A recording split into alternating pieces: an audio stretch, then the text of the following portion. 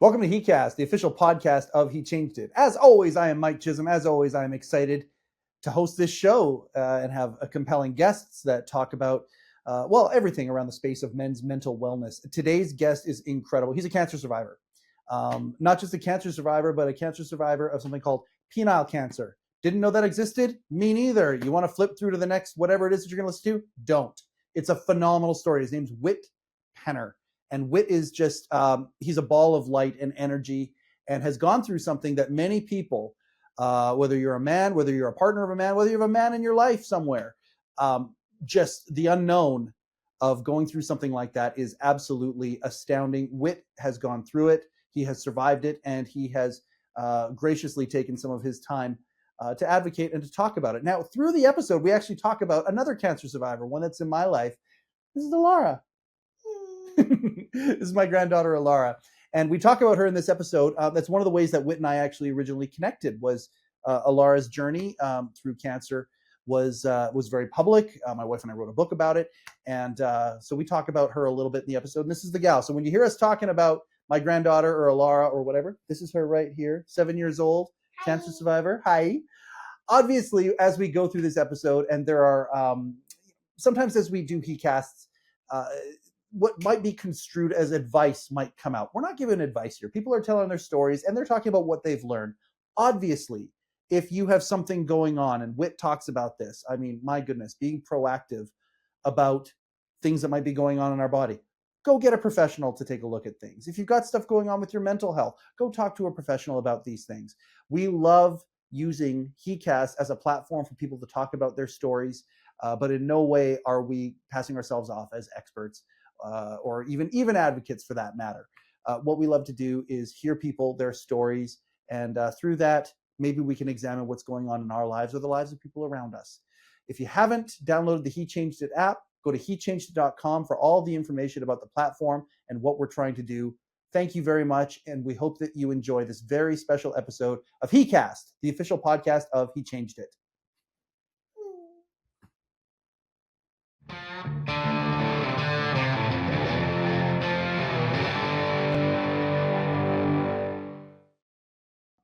Welcome to heCast, the official podcast of He Changed It. As always, I'm Mike Chisholm. As always, I am excited to be here, annoyingly so sometimes, to talk about the different stories that come up in the world of men's mental wellness and all of the things around that. The stories that I feel like many times hosting this podcast, I've got the best seat in the house. And I get to hear the stories front and center, and knowing what the stories are sometimes before the conversation itself unfolds is one of those. It's one of those little gifts that I have. Now, this story in particular with Whit Penner today is just. To me, it's mind blowing. This is one that I've wanted to save for one of our Tell Us episodes that we put out because the story is absolutely.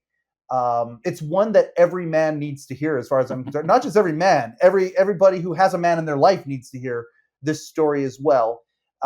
Because really, at the end of the day, life doesn't necessarily go the way we all think it's going to go, and all sorts of stuff come into play. And we're going to talk about this. Whit is a cancer survivor. Two-time cancer survivor. And we're going to go through that right now. I'm going to ask, before we kind of start talking about the actual nuts and bolts of the story, the first question I'm going to have for you is this. Did it take courage to start being as open as you are about your journey? Does it take courage to do it? Because you do it with such ease. I've had that question come up before with other friends and other people that I've met through this journey that have had their own cancers. I think the answer is yes, but I also think in my situation, it might not have been. I've always been an open person. Mm-hmm. We have known each other that long, but just with everything, growing up, bullied in high school, all that kind of stuff. But once you hit adulthood, you kind of figure out who you are. And I think people are always changing. Yeah.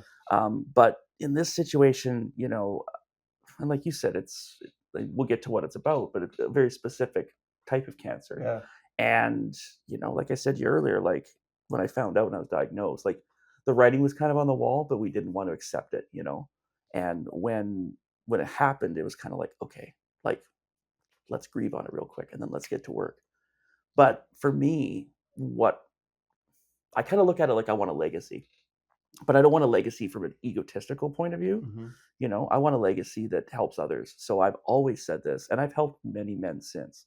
Not You to bet. toot my own horn, but I go No. like, if I could help one man avoid this, or at least feel like he's heard or he's got someone by his side Yeah. through this, that's all I'm here for the rest of my life. And it's happened, you know. You'd be surprised how many men I've not talked to where I've talked to their partners instead, their wives. I have texting conversations. I have a friend in England who got penile cancer, Mhm. beat it, and then 6 months later, his wife was diagnosed with lymphoma, and she's in the throes of chemotherapy as we speak, waiting for her PET scan in like a couple months. Oh And my so she went god. through that with him, but then got to have her own version, which was Yeah. totally unrelated, but like the worst luck possible. But like I'm sitting there talking to her about his cancer like a year ago. He's sitting off camera during a Zoom call because they're in England, Yep. you know, middle of the morning for me or whatever, nighttime for them. And he's listening to all this, but he doesn't want to say a peep about it. He's so embarrassed. And I've I struggle with that still, where I talk to men, or like I talk to their partners and I go like, why aren't you like me? Why can't we talk about this? Like, yeah, so you lost your penis. Like, well, still here. It's like you still do all the things. Like, but when I started this, I was like, same thing. Man, I don't have a penis. How am I supposed to, like be intimate, And you got to learn that the hard way sometimes. And I have. Well, and this is one of those things that I was going to ask, and I assumed what the answer would be, and I think you're alluding to it right now. Is that many times the fear of what the unknown Yeah. might bring is worse than the actual reality of going through when it becomes known. Or the loss of control.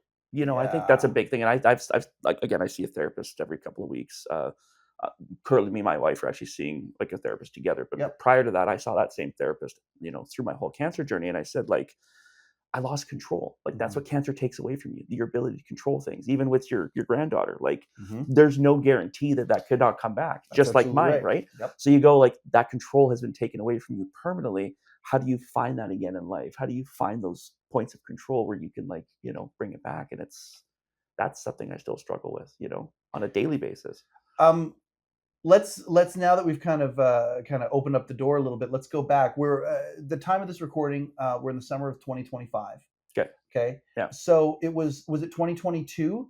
When did you start noticing the symptoms, I guess, is the best. I would say, God. And what were the symptoms? Because that's one thing that I love, that you want to get it out there for guys who might be, because it's one of those things where a lot of the time we become ostriches, right? Where we want to just put our head down and not into the sand and not. Yeah. I would say, because my wife and myself, we had our second child in 2021, January, and weren't sure if we were going to have a third, and then decided in 2022 that I was going to get the snip snip. Mm-hmm. Right. I didn't think that she needed to go through a surgery after giving birth twice. So it's an easier surgery for us. So I had, what's the surgery called again? A vasectomy. Thank you. Yeah, I always forget, because penectomy is the other term that I use a lot. Yeah. Yeah, that one I'm not as familiar with. We'll talk about that. Yeah. But so I got a vasectomy in March of 2022, and then I would say probably in the spring, and they're not related, so don't get scared, boys. Go out there and get that vasectomy if you're Gotcha. asked. They were Gotcha. not. Oh, They were not. hey. We're not connected. I thought they were maybe, but did the work and it wasn't there. Yeah. And probably about the spring, I noticed like an irritation, and I was uncircumcised. Okay. So, but very like in the shower, always make sure I was clean, like extra precautions. And like, again, I can't relate to other men because this conversation doesn't happen very often, right? Where guys talk about their dicks with each other. Okay. Doesn't happen. So noticed an irritation, noticed some redness. It was itchy. And I was like sitting there going like, I shower twice a day. Like, what's going on here? So went and saw my doctor, and he's like, it's probably just some sort of irritation. Here's a cream. Mm-hmm. I'm thinking, great. So I apply the cream, do the thing, still not getting better. And I'm like, okay, make my, months go on. The symptoms are starting to get worse. They're starting to, it's just getting worse. Yeah. And I go to ER finally. I was like, I'm gonna go to the ER one night, and I go to the ER, and I had a couple of nurse friends that said, hey, there's always an not oncologist, a urologist on call. Oh. So go to the hospital, explain what's going on, tell them you'd like to have the urologist brought in. Okay. I show up at like 11 o'clock, and and I'm not trying to slight KGH any sort of way, but the guy that I dealt with was an absolute. Yeah. And he was just like, no one's going to come down here at 11 o'clock at night. It's almost midnight. And I was like, dude, this is not something the GP is going to handle. This is something that needs to be looked at by a professional, like a urologist. And that same doctor's like, here's some more. Here's not an antibiotic, but he gave me a steroid cream. A urologist being a no. The urologist never came down. Urologist is great. It was the other doctor. It was the whoever handles triage. He was just like, it's not even going to happen. And I'm like, it was a waste. I got you. And again, not trying to disparage anybody. No. It's the way it is. I just thought, a urologist and prick. There was a correlation. There was a correlation. There could be. They work with pricks. But yeah. So I get the cream, and it's a steroid cream, and I head home, and I use that for a couple of days, and then it swells up. Like, I use this comparison with the stories I said. It went from like a cocktail weenie to like a sweet potato. Oh boy. Like it was just like, oh my gosh, what am I working with here? So I call my GP, and he's like, quit taking it. Yeah. Like, stop. Gosh. And he's like, we'll get you. And they put me on some sort of antibiotic, and seemed to kind of level out, but it was still there. Yeah. I was starting to have trouble urinating, painful. And so. Okay, as you're going through this, I gotta ask, because this is all still in 2022. Yeah, it's still 2022. So as like the fear, again, you talk about the fear of the unknown. When it comes to men and how we view life and whatnot, this is in many men's mentality the worst kind of case scenario that they could go. Okay, you're nodding. Yeah, like that's like the worst case scenario that you could think of. When you're at that point and it got so bad that you're like, I have to bring in other people. I have to bring in professionals to help me with this. How was that on your psyche at that point? Had the scales tipped enough that where the problem was so bad that you didn't care anymore, and you're just gonna not yet. Okay. Not yet at that point. So you're still having this battle in your head. Yeah, emotionally. I'm going. This we'll fix this. Because it wasn't like as bad as I make it sound. To me, I still saw the light at the end of the tunnel. No one had come to me and said it's cancer yet. You didn't get that call. So, as I'm explaining the story. But it's also to do with a very personal area of the body it's, and whatnot. So but like it was starting to affect sleep. It was starting to affect the ability to be intimate with my partner. Yeah. So I'm sitting there going like, Jesus, this is like not just impacting like the ability to do this. It's like, it's starting to get bigger. So then after these creams didn't work, I finally was like, okay. So like, I think it was like, it had to have been October. Mm-hmm. And I had called for a urologist booking, but they book about 18 months out. We've got about 8 urologists for the whole city. This is an actual fact. Yeah. There's not enough. There's, let's say, 125,000 men on average in the city. There's 8 people that can handle their shit. So I was way out there. I think I was waiting till November to be seen by a urologist. So I go in October. The pain's getting worse. Mm. And luckily for me, and I had said, I've been here before. And I go through the whole thing. And I get to the ER, and I finally get seen by an ER doctor. And he says, okay, this needs to be seen by a urologist. And I went, oh shit. And he's like, luckily for you, we have one that's in surgery right now. He'll be coming down later to here. I will call him right now and I'll talk to him. And this was the day that the Clone had their civic election. Oh gosh. Yeah. Yep. So I wanted to go vote and I couldn't. I was also pondering possibly running for city politics in the coming years. And so I'm sitting there and he's like, you got to just sit down, wait. And he's like, it could be a couple hours. It could be 10 hours. I said, listen, I can't see a urologist for like another 2 months. I'll wait. Yeah. Oh yeah. So I'm sitting there talking to people. This person's got kidney stones. This person's got this. Lots of people have kidney stones. It was kind of weird. That seemed to be the major thing in the hospital that day. And then this well-dressed chap comes down and I know it's a urologist. He's in a full suit. And I was like, that's got to be the guy. And I'm telling the girl next to me. And sure enough, him and the doctor look my way. And I'm like, there it is. Yeah. So a couple minutes later, they call me in, put me in a room. He says, take off your pants. Yeah. Sure. Still kind of like. Old hat by now. Old hat. Right here. Have a look. And and he was quite forceful. And I was kind of like, it's really ginger. And like, no, he's like being just, aggressive doctor. And he's like, God, I've never seen, he's like, this doesn't look normal. He's like, I've never seen a presentation like this. He's like, I don't want to say it, but he's like, he said it could be cancer. he had seen probably 8 or 9 cases in his 40 years of this type of cancer. He's like, I've never seen it in someone your age. He's like, it's always like 65-year-old men that don't deal with it, and by the time they realize it, it's everywhere. It's too late. And I mean, I'd been living with whatever that was, let's say, for the better part of 4 to 6 months. I was gonna say, so for the last 6 months, did you jump on the Google? Did you jump on the Google? Not yet. No. Okay. Well, so that hadn't even occurred to you. I did, because it resembled other conditions, like balanitis and like other things where like it affected like someone that like didn't wouldn't take care of their foreskin, like being dirty. You know what I mean? And I'm sitting there going, well, that's not me. So like, what is this? Like, and I'm starting to narrow things out. So like I said to him, like, could it be balanitis? And he went, yeah, maybe, but that So he's like, let's get you admitted. And I was like, oh, and he's like, yeah, we're gonna put you on antibiotics, because they thought maybe it was a viral infection. And I'm like going, okay. So we're talking like IV antibiotics. Yeah. So I was in the hospital. I was in the hospital for 5 days, and I was good, and they put me on antibiotics. I was seen by UBC doctors, like everybody. They're asking me all these questions, like, do you smoke? Do you suntan? Like, did your wife have any conditions? Like all this kind of stuff. No, everything was great. And by the end of that week, the swelling had went down. It was back to normal, except there was starting to be like kind of a growth on the actual like gland's head. So for guys that are circumcised, it's like the head. And it was like almost like I wouldn't say bubbly, but it was almost like warts, but not warts. And so I go like, what's that? And it was on the inside of the foreskin and then starting to grow on top of the head. And I was like, so that was still there, but the swelling's down. So I'm a little bit more in my head going, okay, we're getting somewhere. So I leave. He connects me with a infectious disease specialist in Kelowna, and I have to self-administer antibiotics for a month at home. So I've got a port in my arm, and I have to like sit there every like I think it's twice a day. It put these like while I'm working. I'm at work, and I have to go into like a lunchroom and do this while I'm working. The things we get used to when we have to. Yeah, and I'm just sitting there going. There's a lot of people who hear this right now, and they're like, I could never do that. Yeah. You're living proof. No, we can. We can do easily that. It's a pain in the butt, but you can do it, right?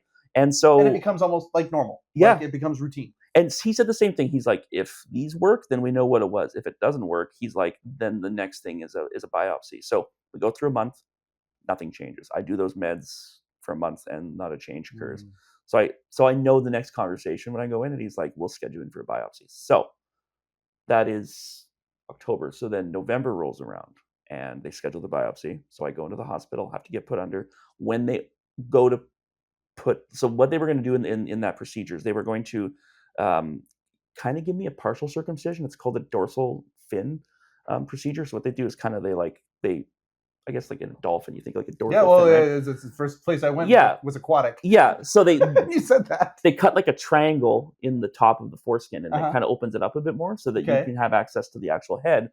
And so they were going to do that, and then obviously take their samples. That's what they were going to. I think it's called a punch, I think, or something punch. Punch. And it goes all the way through and takes sample, like a tree or whatever.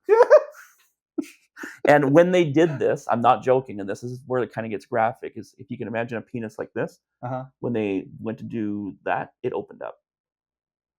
It's like right, really? And inside there was this like cottage cheese almost consistency, and they didn't know what that was. They were like, we've never seen it. So like I've got people that have never seen this, and so when I came out of that surgery and that was told to me, that's when I first kind of clued in that like I said to the doctor, are you going to be able to fix that? And he's like, we can't sew that back up, like that can't be fixed. And he's like, it's not looking good. And I went, okay. So I was like sitting there, and my wife comes, and she's doing her best, they're doing their best to like just not, because like they can see what's happening, and it impacts both of us. So I'm sitting there going, okay. And then so they have to wrap that up, and I have to go see wound care every 2 days. How old are your kids at this point? So 2022, my daughter would have been 6. My son would have been like 1.5. Is that difficult? Okay, so at this point here, midway into finding out what things are, what are you telling them? Is that we were honest? Difficult? No, my son's 1.5. He's not talking yet. Yeah, but the 6-year-old. The 6-year-old clues in. She knows. So, and her teacher that year also had breast cancer the year before. So there was that. So we were just honest. Dad's sick, right? We didn't necessarily like say, but like, Dad's sick, and we got to do all these things. And it was hard, but like she's an empath, so she gets it. Mm-hmm. But like at the same time, we're like, we're just gonna do this, we're gonna do that. Like, just don't worry about it. Just be gentle around Dad when you're sitting on him or whatever. Because like for a good part of that time, I'm just laying on the couch. I can't lay in bed. I got I had drainage tubes. I was like a patient, and so I get home after that, and it's a pain in the ass because like now I'm off work. I've called my boss and I'm like, I'm not working right now. Like I can't, Did you have benefits? Did you have a disability? Oh yeah, all that kind of stuff Thank was sorted. goodness. Yeah, so like that was good. I had not extended. I had extended, but I had like a disability, critical illness and all that kind of okay. stuff. So I was covered. Oh, good. Yeah, so we were talking earlier off camera. Yeah. Like I had that prepared, which is great because if I didn't, I'd have been worse off. Although the critical illness policy through that job sucked. It was just good enough. Yeah. Yeah. Yeah. So then that happens, and that was like late November, and he's like, "Go home and rest, and I'll give you a call when I find out the results." And it was like 4:00, I think, on December 1st, and I saw his number, and I was like, "Okay." And my wife was sleeping upstairs, and I took the call, and he's like, "Every sample was positive," and I was like, and we had talked about penile cancer. I didn't know what it was. I was like, testicular cancer. That's the one that everyone's talking about. Yeah. I didn't know you could get dick cancer. Like that's what we call it. Like I've got a tattoo that I'll show you later on the back. You'll see. Maybe we'll get a picture of that for the podcast. Yeah, there we go. We get the thumbnail. Yeah, but boys, we get the thumbnail for the episode now. Yeah, but yeah, he's like, it's cancer, and I was like, okay, like, and I said this to my wife a couple months ago. I said, like, only in a couple times of your life do you get this feeling where everything just kind of drops. Like you probably had that feeling when you found out about Alara. Yeah. It happens like once or twice in your life. Yeah. And I was like, I got that feeling, and I was like, shit. So like, I contacted a friend who lives close to us, and I was like, maybe set up a GoFundMe. Like, let's start on something, because I said, like, I'm not gonna be able to afford to go back and forth to Vancouver. When I talked to that doctor, he says, we're gonna schedule you to see a specialist in Vancouver. It'll likely happen. He says, and this was December 1st. He says, you'll probably have your surgery before Christmas. And I'm like, which surgery? So like, this is gonna happen like within weeks. Right. So I had to prepare mentally for that to happen immediately. And so, like I said to you, I spent that weekend kind of like mourning, like going, okay, like this is what we're going to do. And by that Monday, I was like, okay, when's the surgery? So I had a consult with a surgeon by the name of Miles Manis, who specializes in that, trained in New York. Like the guy's just above bar. Amazing. Yep. All the people out there that do those surgeries are crazy good. Yep. And I met him on the 18th, about a week before Christmas, and fly down there, super uncomfortable, obviously. During that snowstorm that they had in Vancouver that year, where the airplanes and everything were shut down. So I fly in the day before it all happens, and I get there, and he does the same thing my urologist does.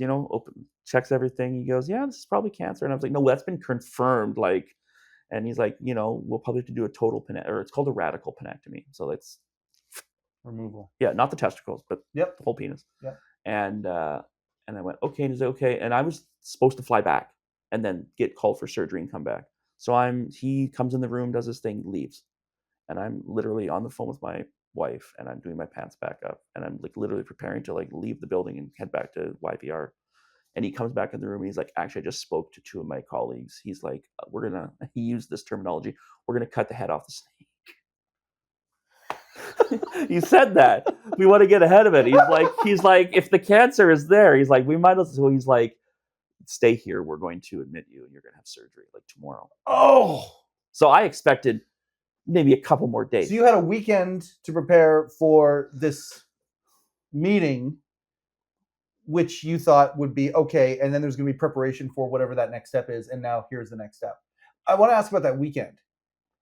After I was diagnosed? No, yeah, before you got to this, what we're about to here, where you said you had a weekend to grieve and prepare, and then on the Monday it was like, okay, we're gonna go do this, right? Like, I gotta ask, because I know that again, we talk about the fear. The people who are listening to this right now, not just the men, the people who are listening to this are like, what are the thoughts that go through? Does every scenario go through your head? Yeah. Every scenario that you can think of. Everything. What's gonna happen with work? What's gonna happen with my partner? Like, how does this affect my kids? Do I still want to go on? No. Never. No. Is that because you're a dad? Yeah.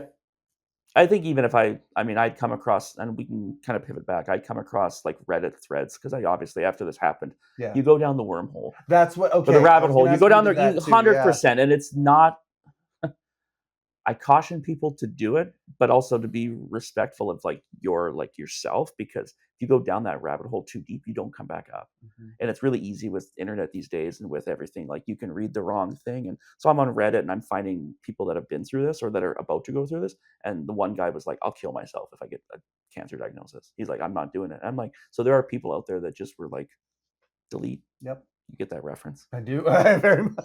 Yes. Right? And they're like not doing it. And I'm sitting there going, I didn't come into this world. I'm not who I am. I didn't have kids so that I can just hang up the shoes and be like, I'm good. I'm done. So I look at that and I go, I kind of, during that weekend, I kind of like looked at it like, if I got cancer in my finger or my arm, and the doctor came in and said, if we amputate it, you're going to live. You're going to have a normal life. You'll have to get a fake arm, but you'll be fine. Yep.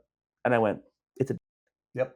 And so I look into things, and there's reconstruction. We'll talk about that. Yeah. And I'm sitting there going, okay, so let's cut the head off the snake. Let's, I'm in agreement. Let's just, if we know it's going to happen, might as well let it happen. And that's what I said. And then I said to him, I said, like, this saves my life. And he's like, more than likely. He's like, you're going to have some other, trials and tribulations, and we'll talk about those. And he's like, but this is the only alternative. He's like, you can't do chemo or radiation on this type of cancer right the way it is. You have to remove it. Yeah. And, they said, we'll try to do a partial penectomy where they only take a portion of it.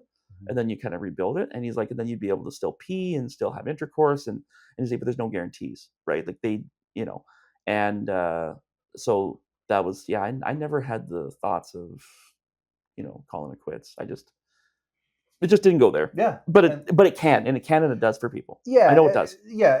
And I mean, these thoughts that come into your head that you can't help. And it's literally like asteroids, they're coming in all over the place and they're not really predictable and whatnot. But then when rational thought comes in, again, do we focus on the problem? Do we focus on the solution? Yeah. You're very much a solution-based guy, and let's not fixate on the problem. No, and let's focus on that solution. That weekend was like feeling sorry for myself. That's how I say it. I got the diagnosis on the Friday. I felt sorry for myself for a couple of days. And then Monday it was like, where do we start repairing? We're like, if I just lay here, I'm not going to survive. Like I said, I wouldn't have survived that month. The cancer would have spread. It would have been bad. And so going back to the 18th and the 19th and being told, okay, so I arrived in the 18th thinking flying back on that same day. I did book a flight back. I ended up losing that money because they would not refund me for that. Oh, I know. I was like, I had cancer, guys. Nope, they don't care. Oh, WestJet, Air Canada, you guys suck. and so I get admitted, and that was a process in itself, getting admitted, because like I go down. The Vancouver General's right there, and the building I'm in is like a urology department, but it's its own separate building. And they're like, just head down to the ER and just tell them. And that was this whole thing because no one communicated. So I spent hours downstairs till about 11 or midnight that night, and I was like, my appointment was at like 2 p.m. because it was the process of getting admitted. I'm not from town. They don't know who I am. I get put in bed, but I'm being told I'm not going to have that bed for the night. It was just this whole thing. It all finally came to a head. I was finally brought into a proper room. And then it was like, okay, where do we go from here? And I was like, so they're like, you should have surgery tomorrow. That snowstorm happens. Yeah. I want my family there. So I'm like trying to book, because the GoFundMe had started to do well. And so I was like trying to book flights to get them in. I got them on the last flight on Air North, and their flight got delayed 8 hours. They finally arrived at 2 a.m. the day before my surgery was supposed to happen. My wife ended up getting COVID while she was in Vancouver. Oh, man. So couldn't even come to see me a couple of days after. Ended up doing it anyway. Don't tell anybody. But like just every bad thing that could happen. And like I said, that snowstorm was so brutal. I was watching it from my hospital bedroom. Just tons and tons of snow. The day we flew out, you couldn't have told it. Well, that's the thing about Vancouver, and when Vancouver has a snowstorm, we have when Alara was at BC Children's actually during her stay in 2020, there was one of those days, and it was funny because we had a care package. Our brother-in-law had a trucking company, and so we didn't know when we went down to BC Children's that we were going to end up being there for months and months and months. Yeah. We didn't know that, right? And so we went down there. She got the cancer diagnosis after they removed the tumor, and it's like, no, you guys are down here for months, and so my brother-in-law had a care package of stuff for us, clothing and stuff for Candy and I, because we were bouncing from Airbnb to Airbnb. And so it went from his trucking dispatch office to the local Vancouver one. Well, that was on that day, they had one of their snowstorms in Vancouver. And you don't understand, like people who live in snowy communities, You don't understand when a community and a city has been built that they are used to mild Shuts winters. it down. Oh, does it ever? And for rightfully so. Like rightfully so. The water doesn't know where to go as it starts to melt because it only lasts for a couple days. Yeah, so you have floods and there's then. you get floods, you get all that stuff, plus all the parallel parking. It is a nightmare. Now we had our 4-wheel drive vehicles. We're used to the snow. And turns out I went to get that dispatch office and it was clear sailing. But yeah, no, the snowstorms shut Vancouver down when that happens. Oh yeah. And when you're in a situation where it's a sensitive situation like that, yeah, oh god, like I wanted them there, of right? errors, like it's weird. Like I was lucky too, and I mean I had because I had my experience with like the Air Canada and the WestJet was kind of like, man, it's like I gotta find a cheaper flight, and Air North. If everyone ever flies to Vancouver or back, Air North is dirt cheap, and they're the same planes. They're not any different. The same. The plane you fly to from Vancouver and back, never even heard of WestJet, Air North is like a third of the price. All right, well there we go. Amazing. Looking Air North. So I always use them when I go to Vancouver and back. Right? Maybe I'll get a sponsorship there. Who knows? Yeah, there we go. But no, it's so they made it in the flight. We're able to come down. My flight or my surgery ended up getting delayed a couple more days. Mm-hmm. I was in a lot of pain. I was on a lot of pain meds. And then they finally came in, I think on the 22nd was the day I had surgery. They came in the morning. They're like, you're going down for surgery this morning. And I was like, okay. And from there, it's very much a blur because like, obviously like, I remember the details of like getting down there and getting admitted. They get you all hooked up. Mm-hmm. I remember going into the room. It's very cold. It's very bright and white. There's 50 people in that room. It's very detailed. This is not a normal surgery. There's they've asked permission to film things and show things. They want they're studying you. It's a teaching hospital, right? Right. So like there's 4 students there. Can they watch? Yes, 100%. Like you said, the likelihood of someone your age happening again. In my age group, it's so. What did I say to you? I think it's 100,000. You said, yeah, Canada, it's 1 in 100,000, and with my age group, it's 1 in a million. So like, it's 1 in a million. Like it's literally. And when I was in that office with him before after he checked me, mm-hmm. where he told me you're going to stay, mm-hmm. he said to me, he's like, and he came in and this is the one part of him I didn't like. I said his bedside manner sucked. Mm-hmm. He came in and he says, and I don't know why he decided to tell me at that moment. He was like, just want you to know. And I'm like, yeah. He's like, people with your type of cancer have a 90% chance of not making it in that sense. And I'm like, so you're saying I have a 10% chance of living? And he's like, after 5 years. Yeah. And I was just like, oh, wow. So I'm sitting there in a hospital bed knowing my surgery's coming. And that's where that doubt started to occur. That's where I go like, what's the point? Right? Yeah. Right. And so I had to like sit there and again, like reconcile that comment. And so again, I go do my own digging and I find that that's a statistic through BC Cancer for men over the age of 65. Okay, so for senior citizens. So I go to him and I say, for your typical penile cancer people, yeah, great. They're 65. Their life is, moving on. They're further along in life. They're getting close to their golden years. And I go like, I'm half that age. I was 36 when I was diagnosed. Yeah. So I went, okay, I had conversations with my wife and other friends, and they're like, don't, like, you're going to take care of this. So, had the surgery, came out of surgery, felt so good. Really? Because what I had was this. So there was relief. Immediate. In more ways than one. So what happened is that, like, I don't know if there's something we can even use. Let's do this. Sorry for standing up. No. Camera. So let's use, this is a penis, right? Yep. Tip of the penis. Yep. My tumor had started up in this area. Yep. Where that growth was I told you about. By the time they did surgery, the tumor had made its way to the base, and it was good size. Like there was no repairing that situation. Yeah. So that's why they said we couldn't do a partial because your tumor was actually below that point. Yeah. That if we had to go there and then 2 more inches inside of you and really take everything. I still have the muscles in there. I can still flex them, so I know that I still have the ability down the line if I ever wanted to get reconstruction to. Really? Yeah, it's like a pelvic floor muscle that like women have. Men had them too. Yeah. And like if I want to, I can. It's not Kegels, but it's something similar. No, but I mean, I can like put my hand there and I can feel it, and so can my partner. And I was like, so it's there, right? But like they had to go all the way in and take care of it. But I had this shooting pain that would always go down like the side of my penis and down my leg, and it was like a nerve thing. So when they cut off all the nerves and I came up out of surgery, obviously like there was lots of stitches and staples and stuff, but like there was pain, no pain. I wasn't on the medication anymore. It was like, okay. So I think we ended up staying in Vancouver. So I had surgery on the 22nd, and then they had to keep us for a couple of days. Had some issues with like mobility because of the whole situation. Yeah. So I had to kind of get that sorted out. But by the 28th, we flew back. So we missed Christmas that year. Right. But we had friends back home that made sure that was all great and had to explain to our daughter, oh, no, Santa knows about this. Like, everything's back at home with the trees. Like, we haven't been forgotten, because like that's the first thing the kids went to was like, well, we're here. We're not going to have presents. And I'm like, you're going to have everything. Like, I bought her an iPad. Like, I had done all the, even though as I'm going through all this stuff, you still have to be a parent. Your priorities are still your priorities. Right. So for those like 6 hours, 7 hours after the surgery, that's when I wasn't a parent. But when I come back out, it's like, still got to book flights, still got to figure this out, still got to make things happen, got to pay the bills, do all the things. And, so we get back and, I'm thinking, okay, we're in a good spot, great. Little did I know that the cancer had already spread to my lymph nodes. And I had a surgery pending in January. So I get a call the surgery, the first surgery was the 22nd. So they knew it? They knew it already. They had already taken, so what they did is they took samples of my nodes while they were there. Okay.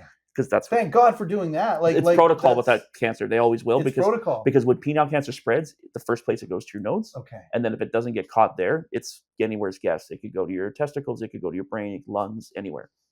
So they took samples and they went, we already know it's spread to some of your nodes in on your right side and in my abdomen, because you have nodes here, here, and here. And what they said is, so what we're going to do is we're going to take them from your abdomen, we're going to take them from your right. Yeah. There's nothing on your left side, but when you take lymph nodes, they have to match. Oh, okay. You can't take like 1 here and 3 here. They have to match. So we're going to take the same ones out here as we're taking out here. Otherwise, you're going to have major problems like lymphatic drainage issues. And I still do have that, but it's managed. So I get a call, I think like the second week or maybe first week of January. Yeah. And Dr. Manis checking in. How are things going? Oh, you guys missed a suture. I've had to do wound care for a couple of weeks. Like, kind of a pain in the ass. Use a staple next time. Like, I wasn't happy, but like, par for the course at this point. And he said, so what's the availability of you getting down here on the 27th? And I was like, why? And he's like, because we have to do that dissection surgery that we had discussed. Because it was a possibility, but I didn't think that they had. Yeah. And he's like, no, we've already booked it. And he's like, so, and it was, I'm pretty sure it was the 20th. What's the chance you can get down here? No, get down here. He was like, I was like, no. I was like, I appreciate you calling, giving me a week rather than telling me day of. Yep. So I was like, gotta book flights, we ended up, I don't think we flew this time. I think we ended up driving down. Mm-hmm. So went down there. Whole family? Yeah. Yep. Yeah. Both kids and the wife, and did the whole thing again. I was able to walk over there this time, under my own volition. We ended up staying at a hotel nice and close to BGH. Mm-hmm. So that process felt a little bit more normal. But that surgery in itself is also like a 7 to 10 hour surgery. They're cutting you. When I was finished, I literally had 3 incisions that are about that long. One that goes all the way down from like the top of my abdomen to like closer to where the penis would have been. And then same thing all the way down here and all the way down here. And it was stitches and staples to close it up. And then I had drains. That was from a surgery standpoint, that one there was a far more invasive one than your first one, you would say? Yeah. It was because I was like, try walking with 50 something staples in your body. It's like you have drains because they have to drain those areas for a number of weeks afterwards. What was the recovery? Like, were you recovering in hospital from that? No, once that surgery was done, I think I was out a couple of days. Wow. So I think we ended up driving. I can't remember if it was driving or flying, but I think we drove. I didn't want to drive. No, sorry, I wasn't allowed to drive. I had to wait 6 weeks post recovery, and my wife didn't want to drive. So a friend of ours who lives on the coast, her mom lives here, so we had rented a vehicle. She ended up driving us home. Wow, which was amazing. So I just got sat in front seat, but I'm like this, I've got I'm on some pretty heavy pain medication. I was going to ask about the pain meds. I was going to ask if you ended up going down the path of like opioids and things like that, or did you? We have to, but I didn't get addicted. Good. I'm not, I'm not one of those. Yeah, so you're on them as long as you have to be, and then as the pain gets better, you switch back to Tylenol and you do the things. But so I'm sitting there thinking, okay, 2 major surgeries, cancer, as far as we've been told, is gone. I'm not cancer free. I'm just what do they call, like, no disease? Yeah, I know what right? There's no evidence of it. They can't call you. There's a they can't. There's a timeline. You gotta wait till 5 years. Yeah. So when people say, "Oh, you're cancer free," I'm like, no, I'm still. I'm still in that wheelhouse. So, I talked to him a couple of weeks after all the stitches came out. Everything was good. Things were kind of getting back to normal. And he said, "I'm gonna put you in contact with an oncologist." And I went, "Oh," because I'm thinking, like, do we have to do chemo? And he's like, we're just going to get your blood results, your scans, do all the things.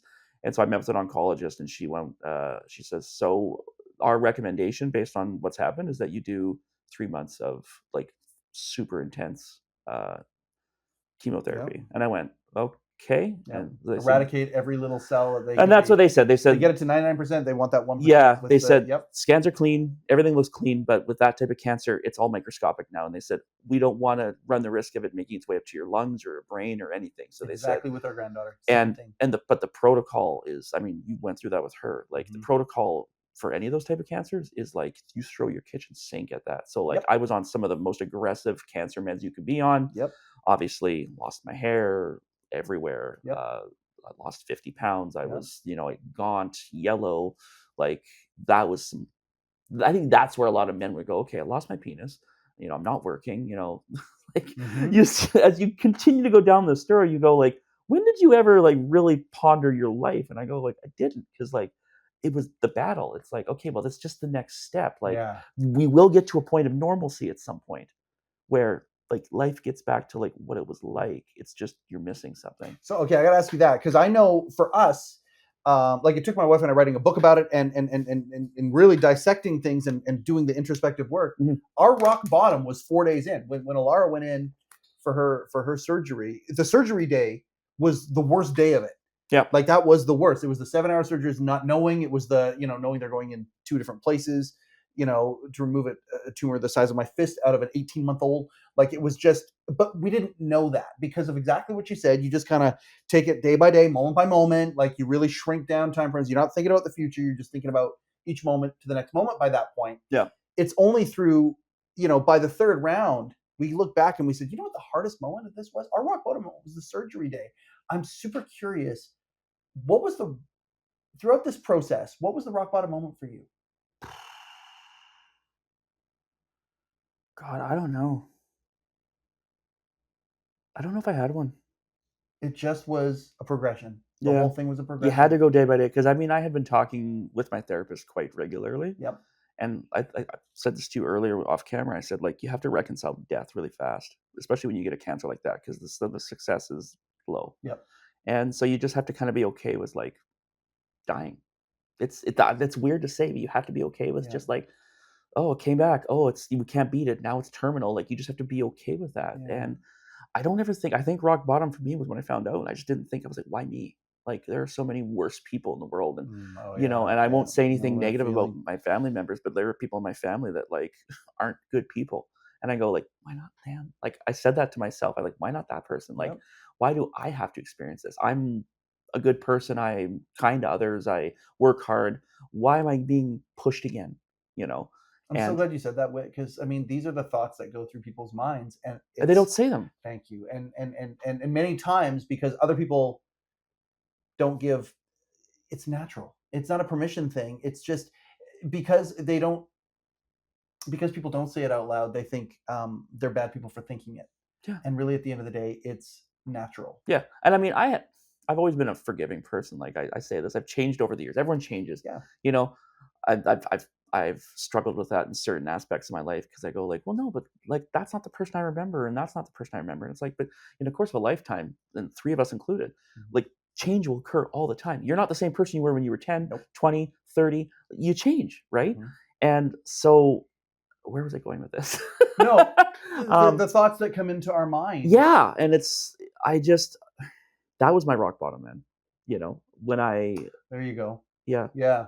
But when I started to, the thoughts of like almost not blame, but like blame, why didn't it happen? But no blame. Like I'm looking to blame somebody, but it's like there's no one to blame, not even myself. Like there's nothing I could have done to prevent this. I was going to ask about prevention. If there's obviously we can talk. Yeah, we can get. We're gonna get into that, because I mean, it's so important. You're such an amazing advocate for this, and I do want to get to that. But I do think that we want to talk about your journey to normalcy. Yeah.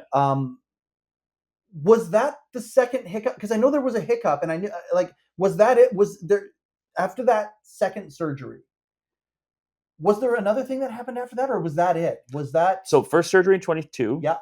Second surgery in 23. Yes. Chemotherapy from March until June of 23. Sucked. Yes. after chemo's done, we plan a trip to the island. Yes. Things start to get normal. Yep. Hair starts to come back. Life starts to get normal. Enjoying family and friends. Your new normal, and realizing that life is just as vibrant as it was before. and you just kind of rebuild. I changed my career, Yep. Pivoted there and all that kind of stuff. And you just kind of figure out where things are. Kids were growing up, wife was going through changes, all that kind of stuff. And I think we had normalcy for about a year. And you're told like it could come back. So you're still getting your monthly blood work done. You're getting your scans every couple of months. Like when you have the cancer, and this with Alara, like you are in that protocol for 5 years. Yep. Or depending on the cancer, it could be longer. It could be longer. Especially with children. Like it can be longer, but you're in this protocol for a number of years. Even if it's a blood test every few months just to make sure that exactly because things can change, right? On a dime. And you don't want to find out a year later. You want to find out during that month and then get ahead of it.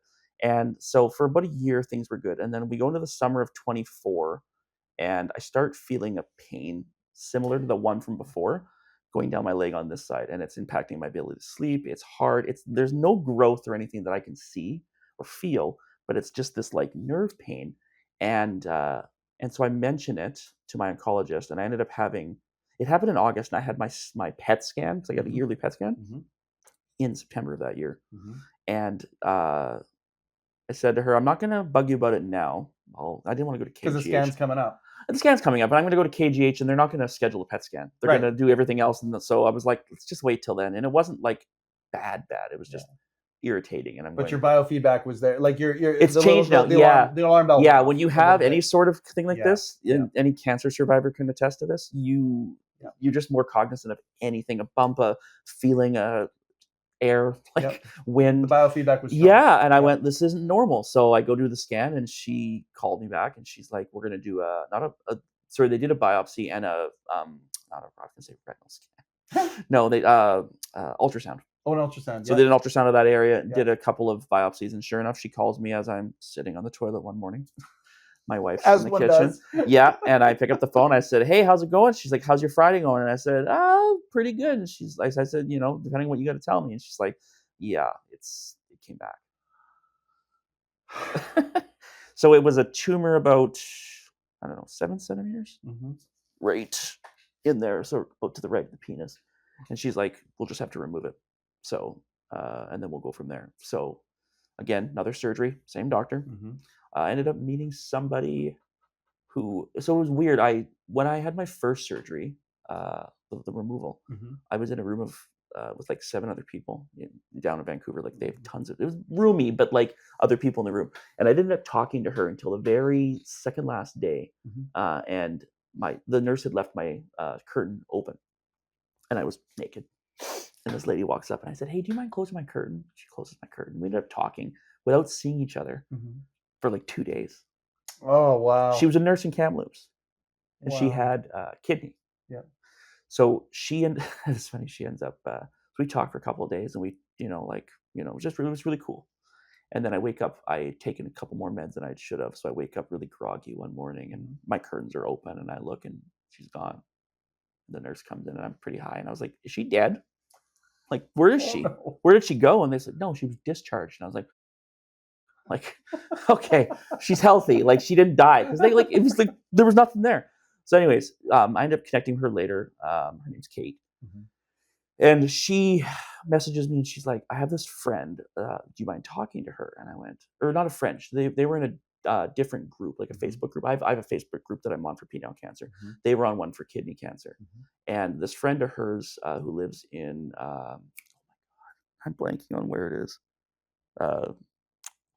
Taking Highway 3 and then going left before you connect. Like the Kootenays, like Castlegar or Rock Creek or? No, not Highway 3. Sorry. Oh my God. It will come back to me. Okay. But in BC, anyways, on the way to Merritt. Take a right halfway through. And Princeton? Thank you. There you go. Princeton. There you go. Thank you. Shout out to Princeton. Shout out to Princeton. And she had a kidney cancer that had started growing and attaching to a fairly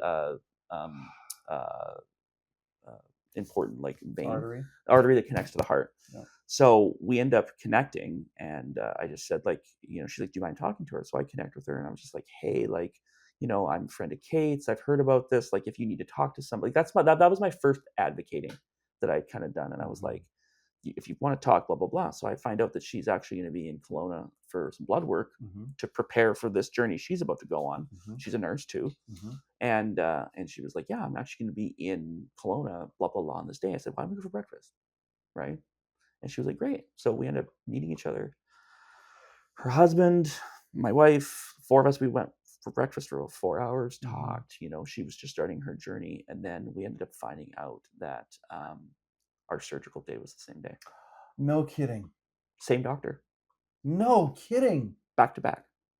She had her surgery at 8 in the morning. I was at 11. Oh my gosh. So I was giving her shit. I was like, if you're holding me up, like, who cares about like, we can have our dark humor. Oh yeah. Because and she loves that shit. But I was like, this is someone that needs that type of humor, but also will also go down that road of like, all the worst case scenarios. And she did. She totally did. And I mean, it was expected. And I talked to her on a number of occasions, being like, hey, this is normal shit. Like, doing what you're doing, this is totally normal. Yeah. And so, yeah, that in November let me get my dates right here. I'm trying to think. Of November of 2024, on the 8th. Yep. I flew down the day before. We ended up hanging out that day. Her whole family was there. And then she went for surgery that morning.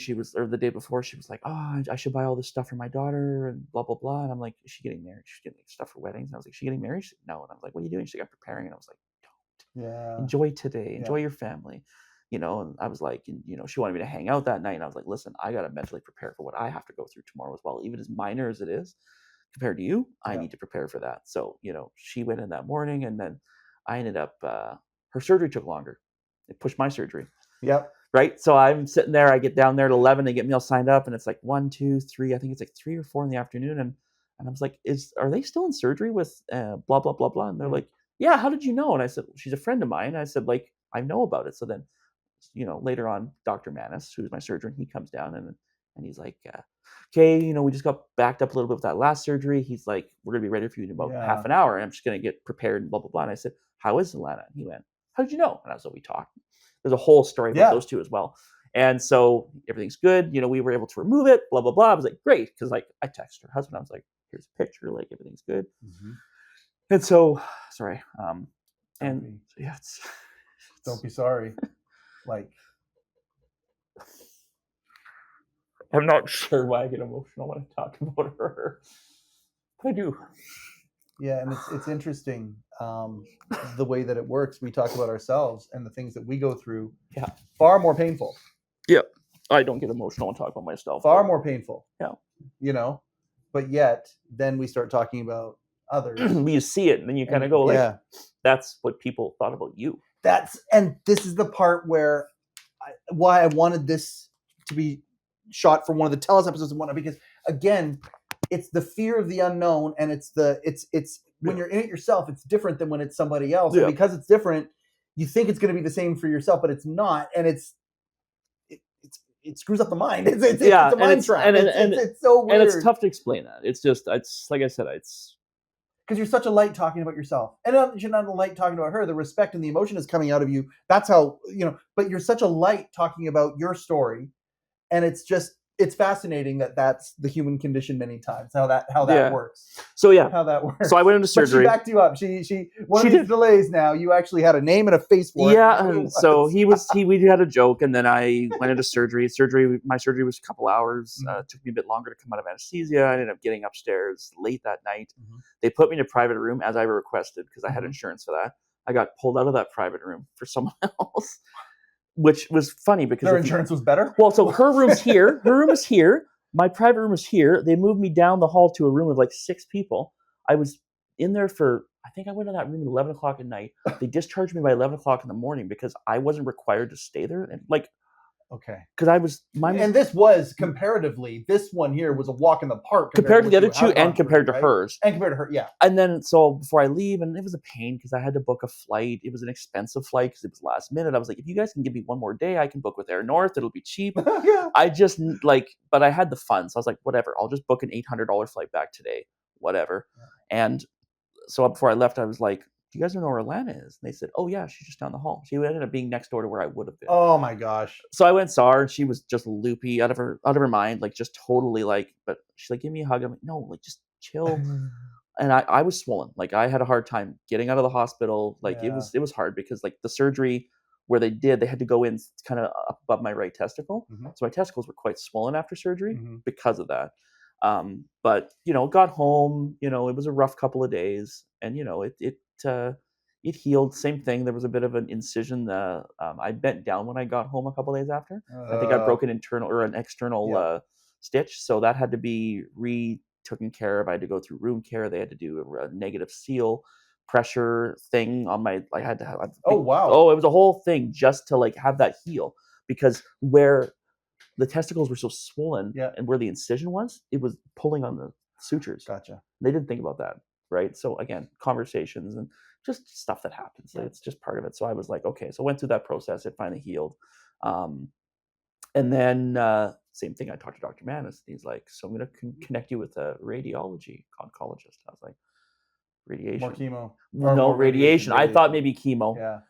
When I ended up initially discussing this with them, there was a chemo element to it. What I would do is I would have chemo on the Monday, and then I would do radiation Monday through Friday. Right. And I would do that for 5 rounds. So 25 rounds. For 5 rounds. So I would only do chemo once a week. Yeah. But I would do 25 rounds of radiation, which would be every single day. And radiation, honestly, when they finally figure everything out, it takes 5 minutes for me. Like it's a quick. The machine actually takes about 4 minutes to do it. See, this is good to know. Right?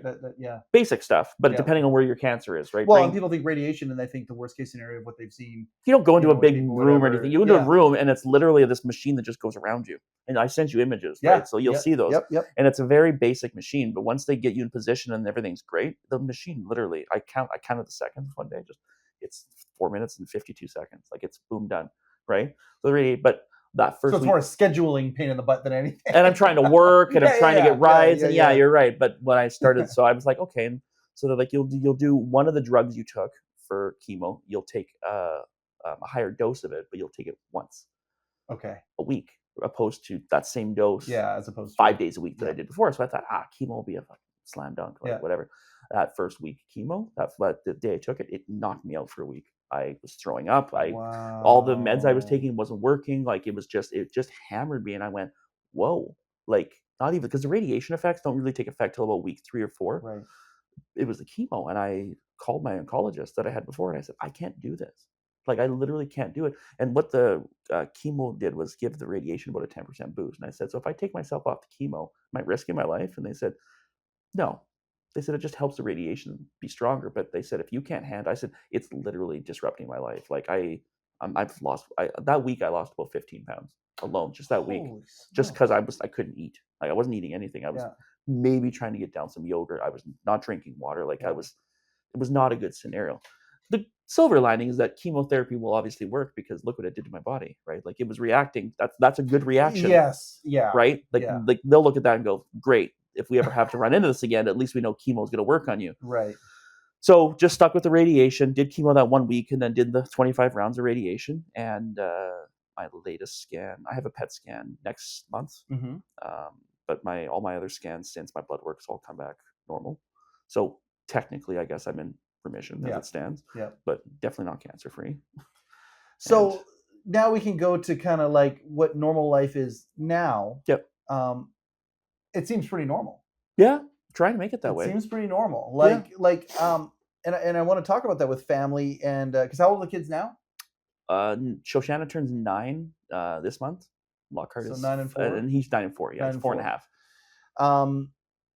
And I guess that because the advocate part, like I'm surprised that this isn't what you do full time, because I mean you are a light. You are a light to so many, and I'm sure if there was a way that you could do it full time, it would be something that would be appealing. But then would it? Because is it one of those things where you don't even like to think about it or talk about it, or is it something where you have to every day? I'm glad you asked that question, because I've had this discussion with a lot of people, and you get that, oh, you're a hero and you're an inspiration. Yeah. And early on, I loved hearing it. Yep. Everyone does. Yep. I'm sure anybody would love hearing that. Of course. But then it got to a point where I didn't. It actually bugged me. It actually annoyed me, and I hate saying that, because it almost sounds like I'm not like. Oh no! You're grateful. Like you're not. Yeah, I was always grateful. I was always grateful, but it got to a point where I was just like, your identity. Yeah, because I have a lot of friends, I have family where like something has become their identity, and I go like, cancer. Listen, I'll live with cancer, and I will deal with whatever repercussions come from it, and I will do what I can to help others. But I have a life. I had a life before that. I'm gonna have a life after that. So yeah, from an advocating standpoint, like I said, if I ever won the big lottery, Mm-hmm. and I quit my job for sure, I would start a foundation, and that would be my goal. That's how I would, waste my time. Is that's what I would do with it. I would help people and get to that point. But yeah, like I just it's like I had probably not talked about this type of stuff in depth with like since maybe the initial discussion about doing the documentary Mm-hmm. with James. Um, just because people know my story. I put it out there. There's articles online. There's all that kind of stuff. That there's a documentary, hopefully in the works. But it's just you kind of just want to be like pivot and just go like, okay, let's get back to what's normal. Let's focus on the kids. Let's focus on because it just kind of grinds after a while. Like even like nowadays, like sometimes we talk about it, like it triggers my partner, right? Because like it brings back the feelings, it brings back all the stuff we had to go through, and it's like you don't want to go through that again, No. But you will if you have to, like it's. Do you go through it when you coach others? When you are coaching others and encouraging others, because you're an encourager. When you do that, do you relive it? Sometimes, depending on what I do. When I first had reached out to those two, I guess I didn't really touch on this. So I joined a Facebook group for penile cancer survivors, and a lot of them have passed away. Some of them lived, and ended up connecting with the dude in Detroit. Sorry, his wife. Another dude in Calgary, his wife, and then another dude in North Carolina. And the guy in North Carolina was a drug addict, but had gotten clean, and then this had happened, and he's an amazing dude. We talk all the time. He's the one dude I've talked to who's had penile cancer, the actual like the male that I've spoken to. So it was really cool to have that connection. But the dude in Calgary, I speak with his wife. The dude in Detroit, I speak with his wife. These are the same things to them, whether it's them or their partner. Is it the same, or is it a different? No, I'll talk about it the same way because they all went through the same thing. Maybe the way that they found out was differently, but they go through the same protocol. Like the dude in the States, they tend to go the chemo route first and then treatment and then surgery. Whereas here, it's always surgery and then chemo for this cancer. Interesting. And then same thing in the UK. There's different protocols, so it's maybe working around the protocols of how they address it. Right. But it's all the same. But the feelings are the same. Feelings are the same. So it's like I would have to retell my story, and sometimes my story would be different. Sometimes it would be the same, but I could relate to the feelings, and I'd say like, hey, like, so then they ask like, well, what about when this happened? I was like, you're totally in the right spot. If you need to call me in the middle of the night, do it. Like I was never one to be like when I called her, I'm pretty sure it was about 11 or 12 my time here at night. So I'm calling her in the middle of the day, and I was like, she's like, it's late there, and I was like, I don't care. Like, let's talk, and we talked for 2 hours. Or the dude in the States I told you about, like we always talk and stuff too, but that's different. We have closer timelines, but like totally. I've spoken to guys in New Zealand and Australia and like all that kind of stuff, right? So it was just getting your story out there, but I'm not one of those like, I won't talk about it unless I'm prompted to talk about it now at this point. I had to talk about it when it happened so that I could get the help. That's another thing too, when people, and I mean, we can address that later, when men have mental health problems, they don't ask for help. Even women. I mean, anybody. It's hard to ask for help. Part of the reason He Changed It exists is because of this exact the stigma. The stigma that comes with it. Right. Exactly. And that was my thing. It's like when I got like sick, I said like I want to beat the stigma around cancer, because I spoke with a lady in the Philippines who wouldn't even bring it up because in their family, when you get sick, it's like you've done something wrong, like you're to blame for that. Oh, yeah. There's a stigma around having it and talking about it, and I was like, holy, like, no, right? But then same thing for men. It's like even apart from like the penis stuff, it's like I've got friends that like, oh no, I don't see a therapist. Why? Oh, you do that. I'm like, no, you're not. Yeah. Trust me, man. Like I'd rather cry in front of a 23-year-old student who just graduated than hold that shit in. Because you know what happens when you hold it in? Oh, it turns into other stuff. Turns into cancer, buddy. There you go. Oh my gosh, you say that. Yeah. There you go. Cancer of the brain, cancer of the what? Like not literal cancer, but I mean it'll screw you up. But it can also go that way, and I just go like, yeah, it needs to be. I want to advocate, and I want to destroy stigmas is what I'm looking to do, right around all of it. And, finding that balance so you don't have to relive it in doing that. Is, I think, the most important thing. And, I think, the most important thing is to and I mean that's going to be a thing that you go through for the rest of your life. Yeah. It's kind of figuring out what that balance is.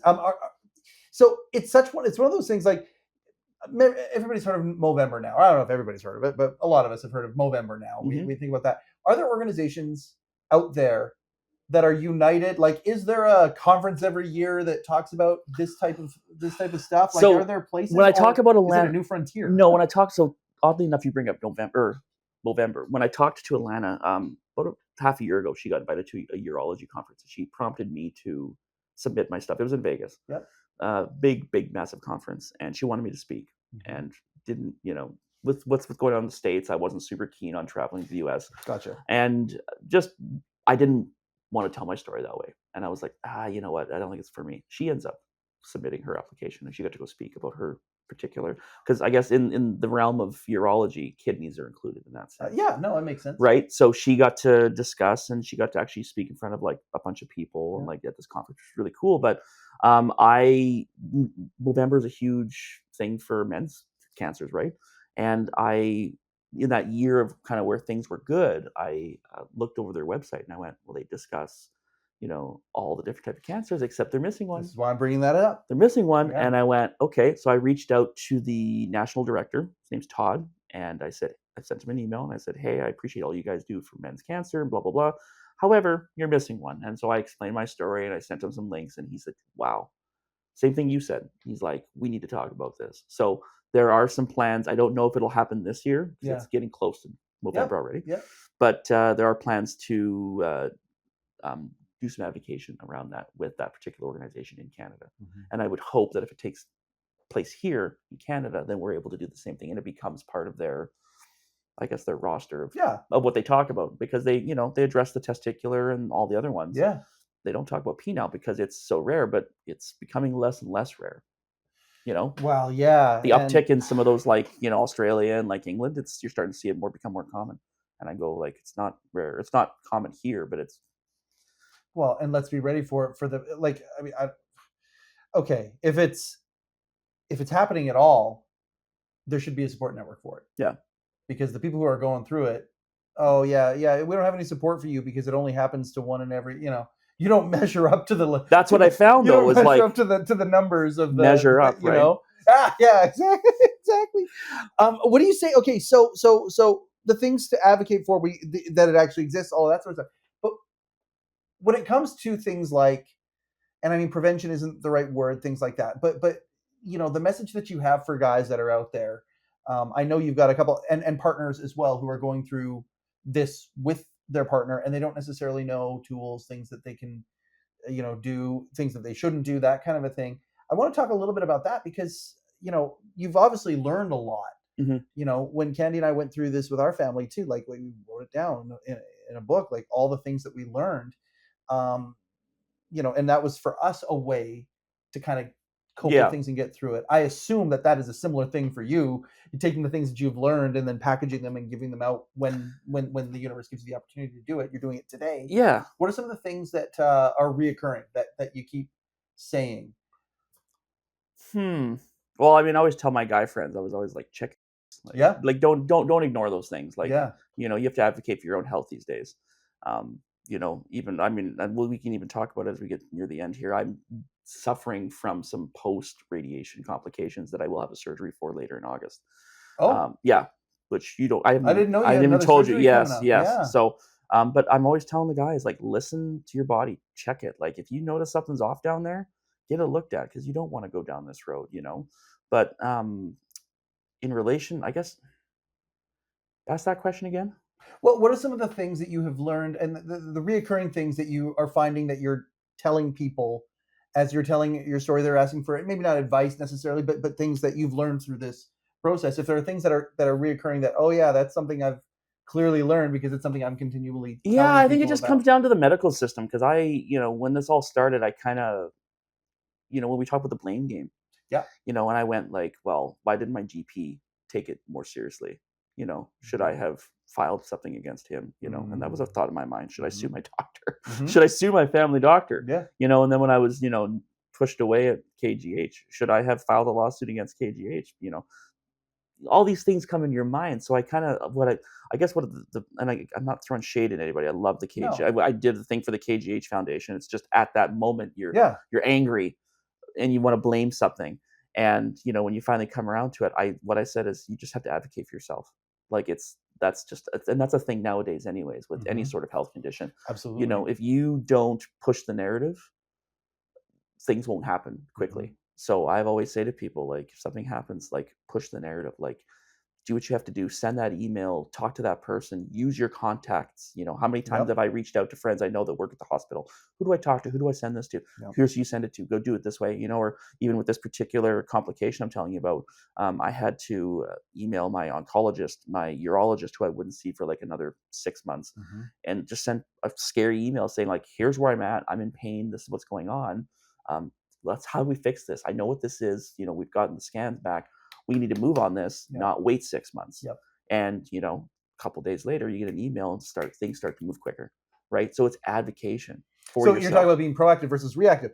Many times we're reactive to the point where before it's too late, before we do anything. You're saying be the opposite in every way possible. Everything. Not just but be proactive the whole time. You have to. Be proactive. Especially with your health, right? Like, too many people don't do that. And then, especially for guys with penile cancer, you know, a lot of those guys that didn't survive, they're in their 70s and they find out when it's already spread here, and then it's in your lungs. There's nothing you can do. You're terminal. You might as well just get on chemo and see what happens. I don't want to do that. You know, will this disease take me out someday? Maybe, maybe not. Right. So I don't live it that. I live day by day. Well, see, and there's the other theme that I've heard 5 or 6 different times, the idea of being present. And staying present. And I wasn't before. I when I look back at, like, who I was as a person even 5 years ago, I wouldn't say I was a bad person, but I wasn't who I am today. I wasn't present. I was always living in a future that I was pre-planning. I was, you know, like, defending. I wasn't there, and that impacted my relationship with my partner too. Like, that's on top of being sick and having, because they had also suffered through post-concussion syndrome after a car accident a couple of years before that had happened. So, like, I'm taking care of them, and then, you know, I get sick and we've got to flip the script without having any sort of preparation. And it's just like, that's difficult to deal with. Were they stay-at-home mom before? No, they were working. Yeah, we had childcare and stuff, but but when that accident occurred, it's like, again, I've never suffered through this because I've had concussions and I, you know, haven't had one in a long time, but that was their first concussion. So the post-concussion stuff, you know, it created depression, anxiety, all that kind of stuff. And I've seen it, you know, I've experienced some of on my own, not because of a concussion, but I understand it and I've seen it in other people. So it's the same thing. It's advocating for that. And we found that with their journey through what they were dealing with, we didn't have a lot of supports. Whereas when I went through my thing, I got all the support. So there was that, like, not disdain, but like, well, the fact that it's not resentment because there's a community rallying around one thing and it's silent crisis, and it shouldn't other. Be. So I'm sitting there going, so, like, while we should advocate for cancer or whatever, you should be also advocating for mental health for everybody. You know, there should be resources. There shouldn't be, well, you make too much money, so or you don't make enough, so like, there's why is that part of the equation? Why do you think we have people sleeping down on the rail trail? Because a lot of those people have mental health issues that they can't get addressed because the system doesn't help them. So there's a fire. Let's put the fire out. Let's do the fire. Let's not find out why it starts firing again. Like, so it's just stuff like that. It's advocation. I love advocating, and I mean, that's why I did that thing with the KGH Foundation last year too, right? It's like, put my name out there so that hospital gets more money, so that people don't have to go to Vancouver, so they can be seen here. That was the whole point. I loved being involved with that program.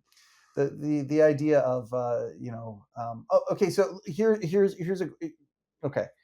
What have you learned about your ego? Because I had a big one when I was younger. Okay. Yeah. Oh yeah. Used to play hockey. Still play hockey. Were you aware of it though? Like clearly. No, because in your 20s you're an idiot. Can I swear? You're like, you're an idiot. And I see these guys. We'll leave it out for tell us, but for you, we'll let it go. but I see these guys now that I like, because I run the ball hockey league in town too. Yes. And I see these guys in their mid-20s and they're getting suspended and they're punching guys in the face. And I'm like, I was you. I was you 15 years ago. You're an idiot. When you're 40 and you got kids, you're going to be a different person. I'll have runway for you.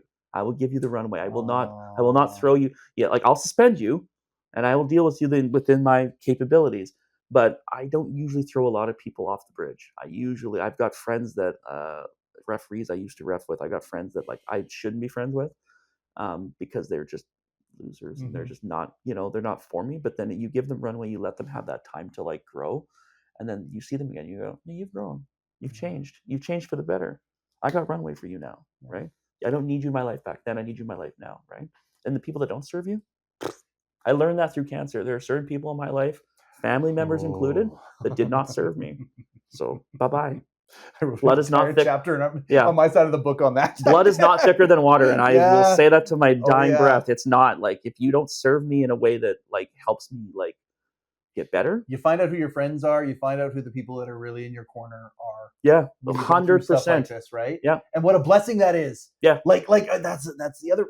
And I can tell that we have synergy when it comes to this, because what if it didn't happen and these are people that are in your life and you're unaware that the only reason that they're in your life is for X, but when times get tough, they're gonna bolt on you. Yeah. Isn't it a gift knowing who those people are and who they aren't? Yeah. Which ones are the ones that stick around? And then you grow with those people. You go, okay, you're part of the team. Come on in, right? And some of those people I knew. What a gift that is. Yeah, and I knew who some of those people were, so I leaned on them heavily. But then when we created a group, I can't remember what my wife named it. Something about Save or something. It's funny. It still exists. There's still like 300 members. We haven't done anything to it.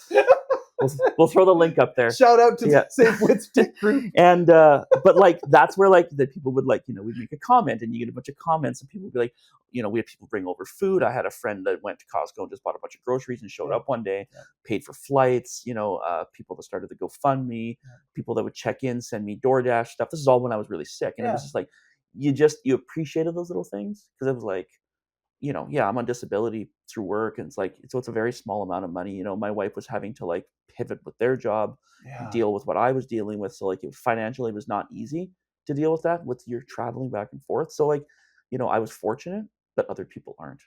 I've met people that don't have that connection. And I go like, look for it. Here's where you look for it. Like do your, but I haven't come across somebody yet that has like kind of went down that rabbit hole, never come back after getting cancer.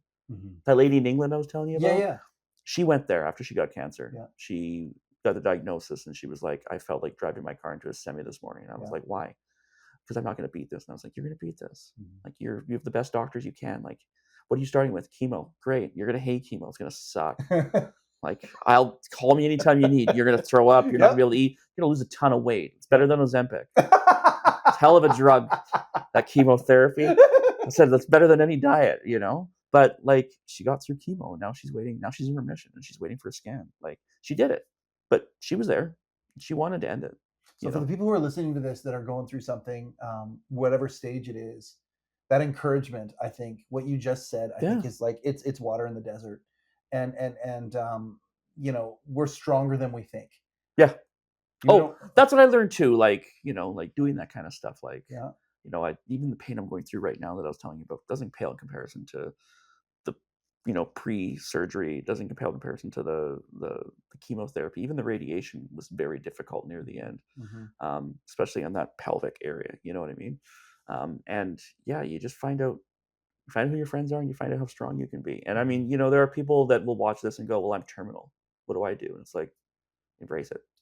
And be present every day. Yeah. And do what you can to survive. Because we're all terminal. Yeah. We are. Like life is terminal. Yes, we're all, that's what I mean. Terminal. But, but someone that's got 6 months left, like there was a guy in the group that got, he was told his diagnosis had spread and he was terminal. And they said, do chemotherapy and you'll get 6 months. He did chemotherapy and he got 6 to 8 months. And he did that because he wanted to just live out the things he wanted to do. He traveled, he went and did this. He was sick as a dog, but like sick and still did his life. Right. And as opposed to autopilot, not even realizing that you're terminal, wasting away the time that we have. Yeah. Just live life. The other thing that I see with you is gratefulness. Yeah. And I mean, we talk about gratefulness in all sorts of different ways on the show here, but in he changed it. Gratefulness is a silver bullet in so many ways. It really can. It can take the edge off of anxiety. It can do all sorts of stuff. Gratefulness is such an amazing thing, and you've clearly got loads of it. Yeah. What are some of the things you're grateful for? Oh, my wife, my kids, that friend group that we talk about, like, I mean, some of those guys still check in on me via text. I mean, we see each other a lot because, like, I play hockey with some of these guys, but sometimes I'll just get a text, "How you feeling? How are things? I haven't talked to you in a couple of weeks. How are things?" Like, that kind of stuff. It's just like, oh, that feels really good. You know what I mean? Grateful for life. Grateful for my medical team. Like, like, Here it comes. yeah. All you gotta do is get you just talking about what you're grateful for, and here comes the emotion. You can talk about the most. It's so cool. It's so cool to see that. Like that's such a beautiful, beautiful thing. Yeah. Because the unknown is, oh God, this is happening to me or whatever, and you think that that's where the despair or that's where the emotion is going to come out. No. It comes out for gratefulness for the people around you, and those people. Yeah, like as people, like I'm grateful for you guys to tell the story. Like it's. it's I'm crying and I'm laughing at the same time. Yeah. I'm grateful for just what I have. I'm grateful that we as a populace have you, and I know your story's not done, and it's cool to be like, we were going to do this a while back and then it didn't happen, and then our timing, he changed life, it. Yeah, timing of everything, and the timing of just the app and where things were going with he changed it and heCast and all of that. And I'm grateful that we were able to do this one, and I'm going to call it part one, at this part of your story. Yeah, because your story isn't even close to being done yet. It's just, in some ways, I know it's blossoming into a flower. Like I know it's blossoming, and I can't wait to check back in with you, a little bit further down the road and see where things are. But I can't tell you how grateful I am. I'm grateful for anybody who will go through something and then take what they've gone through and try and make the world a better place. Whit, in so many ways, you're living that, and I can't tell you how grateful I am that citizens like you exist in this world. I appreciate because you do make this world a brighter place, having gone through something that that many people would find even almost unimaginable, much less able to discuss it, much less able to use it for other things. So thank you very much for being 100%. Who you are. I appreciate that. And man, going through what you've gone through, it's a real example of resilience and what the human spirit is, and attitude, and how important attitude is. Your attitude is incredible. Yeah, I'll speak to that real quick before you sign off. Please do. That was one of the biggest things, is I met a lot of people doing chemotherapy, and they said, "You're so upbeat, and I said, "What's the alternative here?" Like, part of the medicine's great, not great. Yep. But like, you have to have that attitude, and it's almost like 90% attitude, 10% medicine. Like, if you have a bad attitude, you will not survive cancer. Is that a decision? Yeah. You can decide to have a good attitude. You have to. Okay, I fully believe that, but sometimes I feel like I am like an umbrella in a hurricane with that statement. No. And someone like you, like Silver can Lining, really speak to that. So we can decide the attitude that we have in every situation that we're in, right? We can make a decision. Yes.